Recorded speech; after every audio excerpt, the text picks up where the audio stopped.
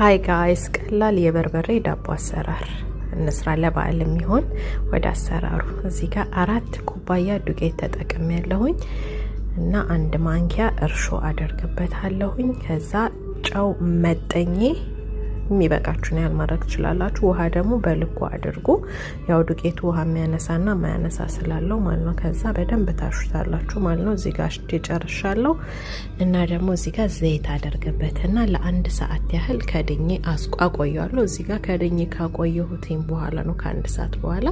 ከዛ ወደ መጋገሪያው አደርገዋለሁ ማለት ነው በርበሬ በዘይት በጥብጬ ነበር ያው በቅቤ ማድረግም ይቻላል ከዛ ልክ እንደዚህ ጨመርኩኝ በኋላ በእጄ ጓንት ለብሼ እቀላቀለዋለሁ ማለት ነው በጣም ነው የምትወዱት በጣም የሚጣፍጥ ዳቦ ነው ቆንጆ ዳቦ ነው እና ቀላል ነው ደግሞ አሰራሩ መጨረሻ ላይ ታዩታላችሁ ሲቆረጥ እዚህ ጋር ለመልክ ሰሊጥ ተጠቅሜያለሁ ጥቁር አዝሙድም አደርግበታለሁ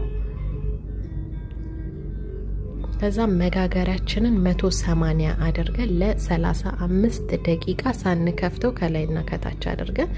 እንደዚህ ቆንጆ አድርጎ ያበስልልናል ማለት ነው በቢላዋ ቼክ አረኩት ውስጡ በስሏል ገልብጬ የማየውት በጣም ነው በሚያምር ሁኔታ በስሎልኝ የወጣው ከዛ እንደዚህ ቡና ላይ እናቀርበዋለን ማለት ነው እዚህ ጋር አባወራው እየቆረሰ ነው እዩት እንዴት ፍርክስ እንደሚል እና ሞክሩት ተወዱታላችሁ ቴንክ ዩ ዶንት ፎርጌት ሰብስክራይብ እና ሰብስክራይብ እያደረጋችሁኝ እሺ በጣም ነው የምወዳችሁ ባይ